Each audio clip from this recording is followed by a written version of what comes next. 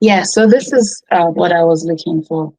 And so OFCCP, Office of Federal Contract Compliance Programs, basically what they do is that if you have a federal contract with the federal government, you have to comply by certain requirements. They are the ones that ensure that people comply. Now, this OFCCP, where it impacts employers are, if those employers again have federal contracts, they have to abide by these three laws that the OFCCP enforces. Executive Order 11246, we'll talk about executive orders. Section 503 of the Rehabilitation Act of 1973, the Vietnam Era Veterans Readjustment Assistance Act, the military folks, that's veterans that fought during the Vietnam War. So these three laws are those that those people who have federal contracts, they must abide by. But it's also dependent on the amount of federal contracts they have. So you can see for the Executive Order 11246, it says that if you have federal contract, a federally assisted construction contract, totaling more than 10,000. So it doesn't apply to just everyone. If someone has a federal contract of 5,000, none of these laws apply to them. But if it's totaling more than 10,000, so 10,000 or more, then they have to abide by this Executive Order 11246. And what the order is saying is that those businesses that have this contract, as a condition of them having those contracts, they cannot discriminate on the basis of race, color, religion, sex, sexual orientation, gender identity, national origin, and they have to take affirmative action. That means they have to take preemptive action, conscious action to ensure equal employment opportunity for all, right? Now, another thing is there's another level of compliance. If the company has at least 50 employees and the company has a single contract of $50,000 or more with the federal government, then it must now develop a formal affirmative action plan. And we'll talk about that. And that formal affirmative action plan has to do with how they make sure they abide by all those regulations and how they um, ensure equal employment opportunity and all of that. We'll talk about that as we go. But I just wanted you to see what the OFCCP does. Section 503 of the Rehabilitation, and because most of these laws have been updated, I did not want to use what we have in the book for this one.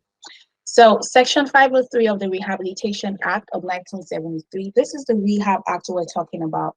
It says that if you have a business with the federal government, you have a federal contract of more than 10,000, you're required to make sure you treat qualified individuals with disabilities. So this is protecting those that have disabilities without discrimination on the basis of their physical and mental disability in all employment practices, and also take affirmative action to employ, advance in employment individuals with disabilities. Now, the key word I wanted you to see is that it says, though 503 itself has not been amended, the jurisdiction threshold, that means the threshold whereby they begin to have a requirement, the employer has a requirement to follow 503, it has been adjusted to 15,000. So right now the threshold is no longer 10,000, it's actually 15,000 in practice. Do you see what I'm trying to say? Yeah. Okay. Now again, the second, excuse me, don't worry, we're going to still talk about all of this. I just wanted you to quickly see what the OFCCP does. Now, if the company has at least 50 employees and a single contract of 50,000, just like with the Executive Order 11246 we talked about, then it must also develop what is called a Section 503 Affirmative Action Plan.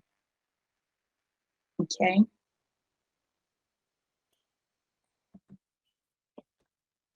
All right, now the third law that the OFCCP enforces is what is called VEVRAA, the Vietnam Era Veterans Readjustment Assistance Act.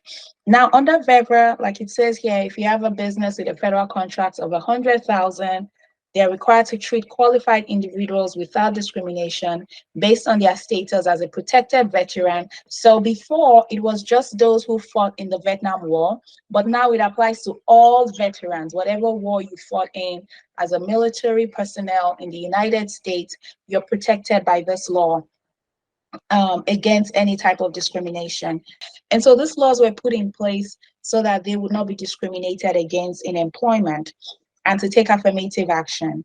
Now it says that again, just like the Section 503 of the Rehab Act, it's been adjusted to 150,000. So the jurisdiction threshold in practice is not $100,000. It's actually $150,000. Okay.